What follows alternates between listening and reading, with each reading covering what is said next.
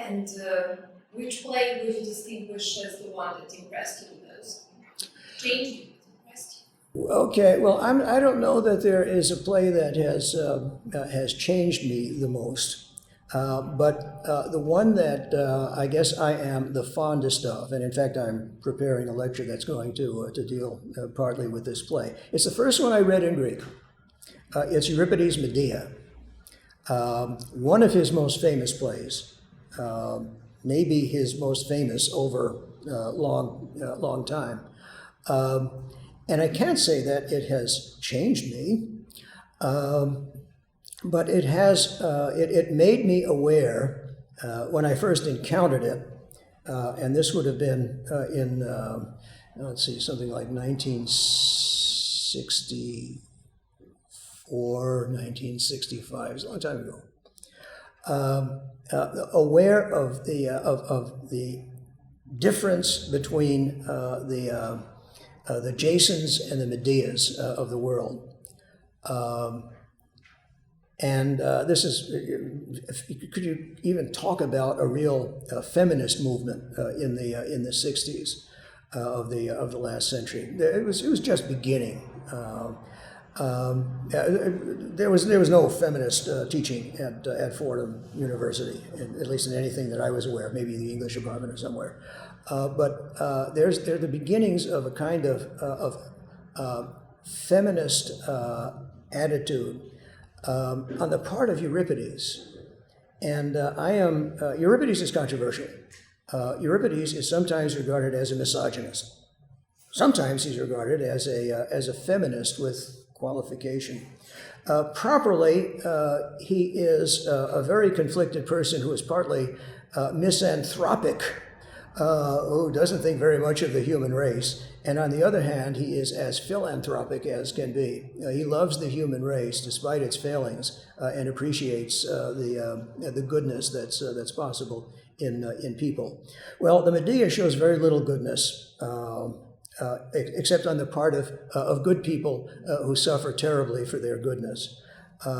It's a sorry lesson, and that I chose Euripides as my special author, one of my special Greek author for Princeton's general examination, and then I chose Euripides for my dissertation, all follows from that experience with Father Herbert Musarillo, whom I mentioned earlier, and Euripides and the Medea. So if there was one play that changed my life, it was that. I'll be talking about Euripides tomorrow. I'll be talking about Euripides on Thursday or Friday. I'll be talking about Euripides next Monday in Madrid, assuming I can get past the health authorities and get across Switzerland to Spain. I'll be talking about Euripides next Wednesday. So he's with me, and I'm a kind of evangelist of Euripides who defies classification. His plays defy generic description. I'm working, doing a big bibliographic project on one of his plays, Alcestis. I'll be talking about that next week. His Alcestis defies generic definition. It's not a tragedy, it's not a comedy, it's not a satyr play, it's sui generis. It's a thing of its own. Many of his plays are like that. I have to fight a battle on several directions against those who want to peg Euripides as this or that. Euripides is as elusive in his tragic project as Plato was in his philosophy. Plato's the greatest philosopher because he never stood still. And Euripides is maybe the greatest of dramatists because he never stood still either. He is constantly second-guessing himself.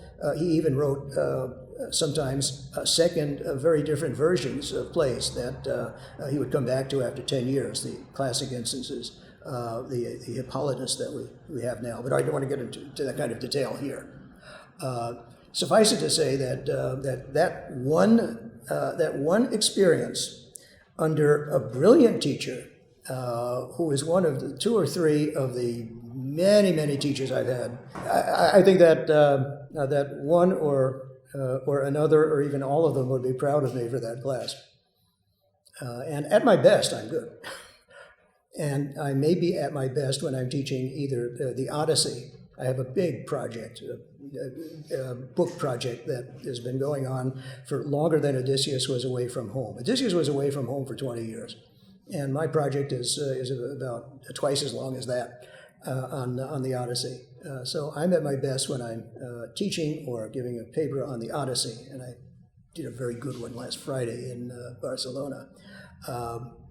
And when I'm dealing with Euripides, almost any topic on Euripides, and I look forward to dealing with some Euripides tomorrow for the Ethnographic Institute of the university here. There are some issues in a couple of Euripides plays that embody the kinds of value social structure that classicists touch upon, but anthropologists, ethnographers have as their chief concern.